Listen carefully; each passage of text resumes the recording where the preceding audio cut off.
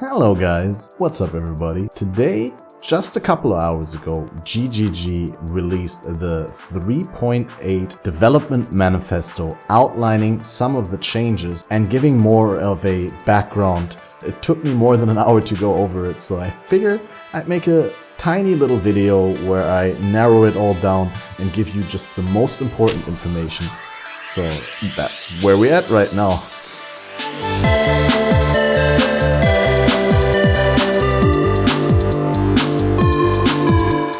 So this is actually the development manifesto for 3.8. As you can see, this is quite some text. I pasted it into Google Docs and it actually ends up being exactly 10 pages, as you can see. So we're not going to go over this like I did on my stream because that would take an hour and 20 minutes. But I quickly want to let you know, I stream pretty much every day at 4:20 in the afternoon, Central European Summertime, on twitch.tv/CatmasterOP. So if you want to check it out, come over. We're all friendly. We hang out and chat. Say hi.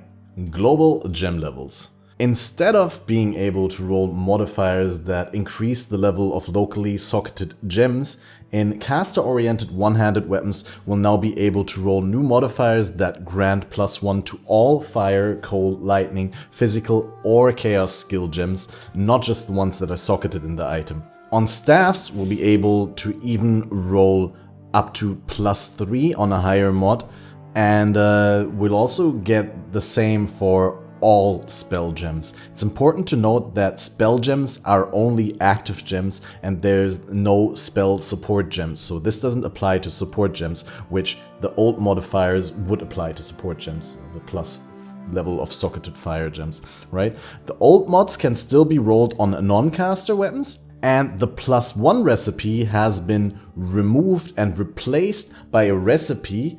You know, the recipe where you vendor a blue wand and an alteration and an elemental resist ring in order to get a +1 of elemental gem. Elemental being fire, cold or lightning here. That recipe is gone now, and the same holds for the chaos recipe gem, the +1 chaos recipe, which used to be just the blue wand and the chaos skill gem, and there is actually no replacement for that recipe, so probably not leveling chaos skills. I don't know. You can still roll it naturally, obviously. Essences that previously granted plus level, which are Rage, Sorrow and Spite, now apply cold, fire and lightning penetration, which makes for some interesting crafting options again. And some unique items have been changed to apply modifiers to global gem levels. Most importantly, GGG notes Bone of Uller here. Bones of Uller here. Bones of Uller now grants +1 to all race zombie gems and race spectre gems, instead affecting the maximum minion count via that mechanic, because the maximum minions go up per gem level on these new gems. For traps and mines, we got an entire post about mine changes and new mine mechanics a couple of days ago. I'm not going to go into that, but the +1 traps thrown or mine placed mod that was exclusive to Shaper and Elder items is now legacy and will no longer appear because GGG thinks that it provided too much of a damage boost. And Essences of Zeal roll a new Trap and Mine throw speed modifier on belts now, instead of rolling stun and block recovery, which really probably most people didn't even want to roll on belts, so that's really cool. Also incoming buffs to charge trap support and advanced trap support, but we'll have to look at the patch notes for that. Damage over time. They replaced all non-ailment chaos damage over time multipliers with chaos damage over time multipliers, meaning they don't only apply to secondary chaos damage over time from skills such as Toxic Rain or Essence Drain or Bane, but also to ailments such as Poison, which is the only ailment that deals chaos damage over time. So I guess it only directly buffs Poison, which is interesting because non-ailment chaos damage over time multiplier was specifically introduced like that, literally to exclude Poison from the scaling. But hey, Poison is underused and a little bit underpowered, so I'm all for it, right? Also, they changed Perfect Agony to now grant 50% more damage for the ailments from critical strikes, and they rebalanced many passives in the passive tree. They added 2 new small clusters to the passive tree, one of which gives bonus to crit ignites and the other one to ailments from crits in general. They also added a fire damage over time multiplier to the tree, similar to cold damage over time multiplier and chaos damage over time multiplier, and adjusted righteous fire so that not all of the righteous fire damage is now based on your life, but there's a certain base value that comes from the gem that goes up with gem level. So you get flat burning damage per second on the gem, and only a part of it comes from your life as a percentage of your life, which makes Righteous Fire in general a lot more appealing to builds that weren't gonna stack a lot of life or energy shield, which is, you know, interesting, and we'll see what that leads to. For minions, we already had a large number of additional changes. Some of them have been outlined in a previous post, but in this post we learned that all minions have had their accuracy increased. Most minions at a level 20 gem will have 80% chance to hit a level 84 enemy, meaning you'll just have to get a little bit of increased accuracy here and there or run a precision and you'll be 90% to hit capped and be able to farm all content in the game. Golems have all been reviewed and adjusted, improved in various ways, so it's going to be interesting to see in the patch notes, but there's not that many details here. SRS targeting has been improved. The Summon Raging Spirits minion skill actually now prioritizes the enemy that you hovered over while you were summoning the Raging Spirits, which is really cool. And then after that priority enemy dies, they're still gonna default back to the normal behavior, but you can override that with the Deathmark support that is mentioned in the other post. That is one of the 3 new support gems that affect minion behavior, which is really cool. The Minion and Totem Elemental Resistance support gem has been replaced by the Elemental Army support, which is pretty big because that actually grants elemental damage and elemental exposure based on the highest elemental damage dealt. And at higher levels, it actually grants the minions maximum elemental resist, which should make them a fair bit more durable against elemental damage of all kinds. Herald of Purity now has a built-in Crusade Slam. Previously, the Herald of Purity Sentinels were only able to use Crusade Slam if you were a Templar with the Guardian Ascendancy and you actually spec'd into that specific Ascendancy node.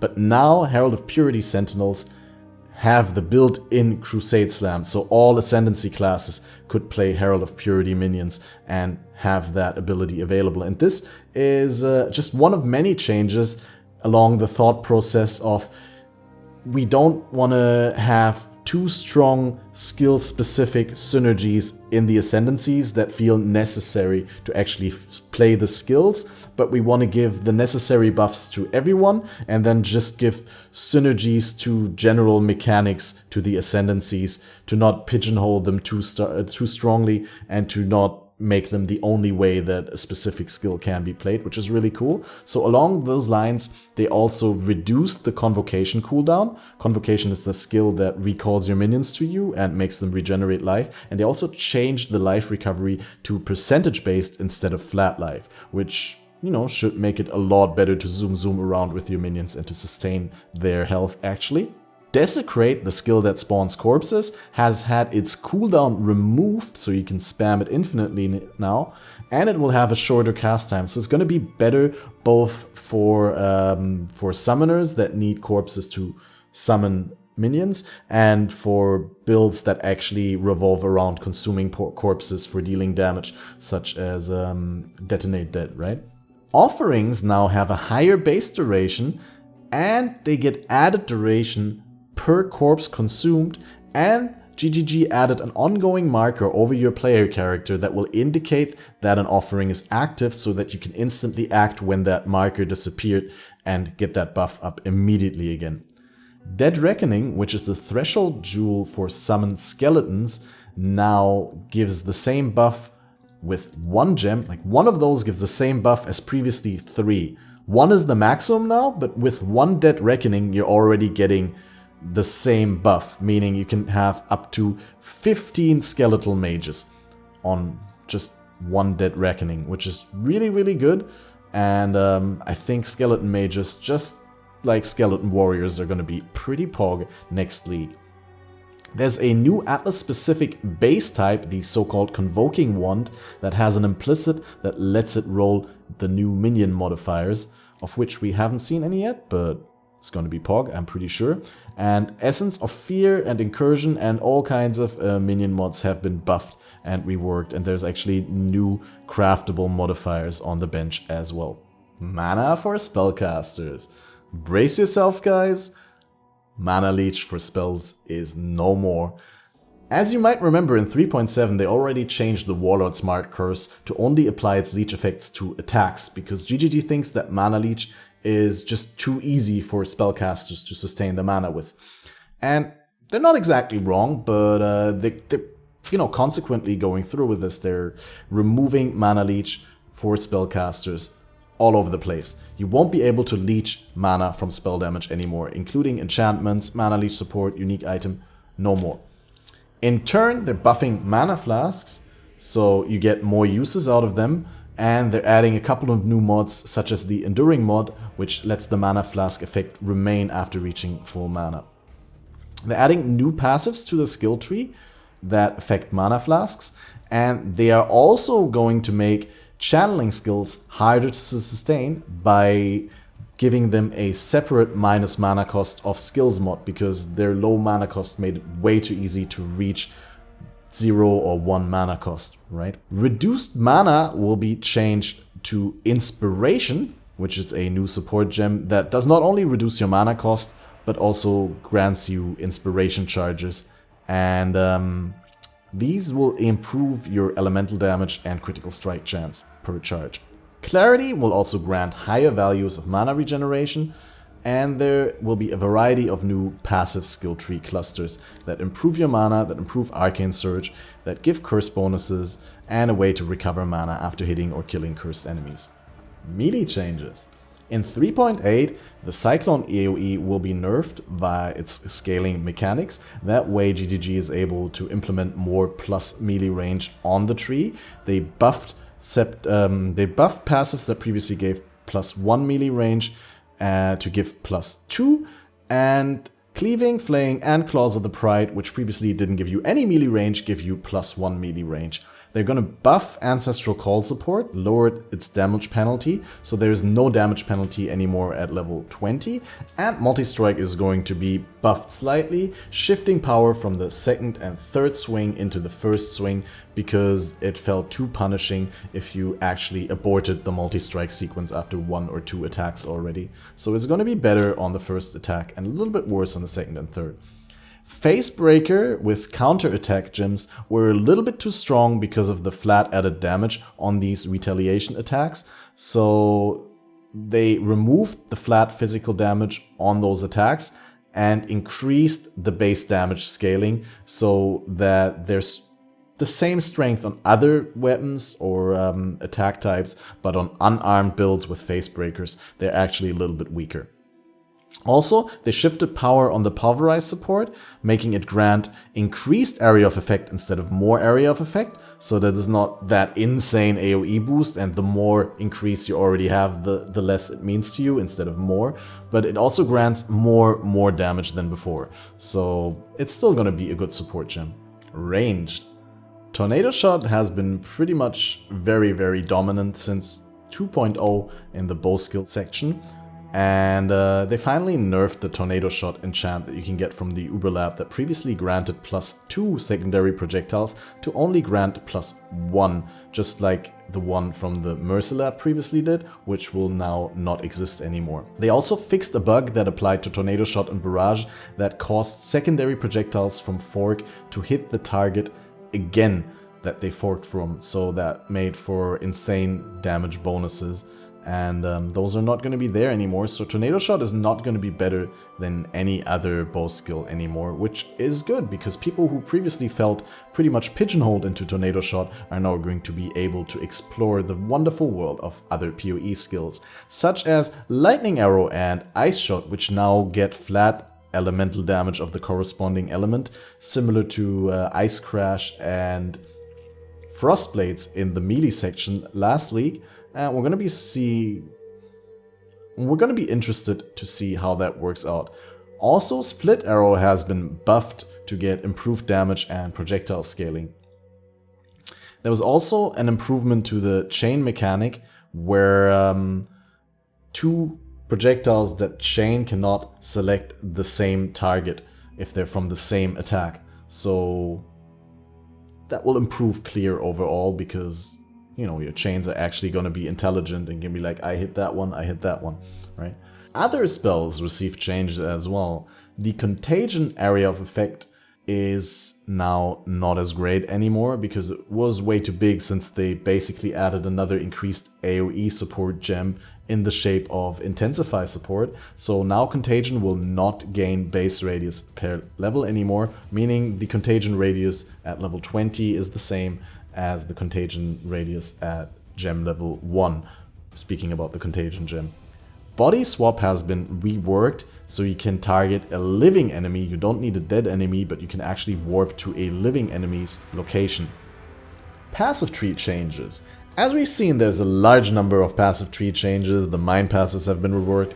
Damage over time and poison clusters now have different stats, and there's a number of new mana clusters on the passive tree, but also there's 4 new Flask Effect clusters that replace the Flask Effect cluster that was previously next to Witch. These are spread out over the passive tree with a preference towards the dexterity area, and each cluster has less Flask Effect than the old cluster, but in total there's more Flask Effect on the tree now. They raised the base radius of all traditional aura skills and lowered the bonus that you get on increased area of effect of aura skills on the passive tree. There's a new power charge cluster, and the increased attribute clusters have been moved outside of the range of jewel sockets because they were a little bit too strong with jewels that gave you bonuses based on the attributes within the radius. As a result, these jewels, Tempered Flesh, Transcendent Flesh, Tempered Mind, and Transcendent Mind, have been buffed to make them better in other jewel sockets on the tree. Changes to various ascendancies. So, as we already outlined, GGG is trying to move away from skill-specific bonuses within ascendancies to providing more generally useful bonuses and making the skills playable without the ascendancies. Occultist received a flat 40 energy shield regenerated per second on Vile Bastion, which is really good if you're looking to cast using Eldritch Battery, because you'll never run out of energy shield, you'll always be able to flame dash away. The Chieftain will now provide 20% fire damage over time multiplier instead of the increased burning damage, and Berserker and Slayer have been nerfed.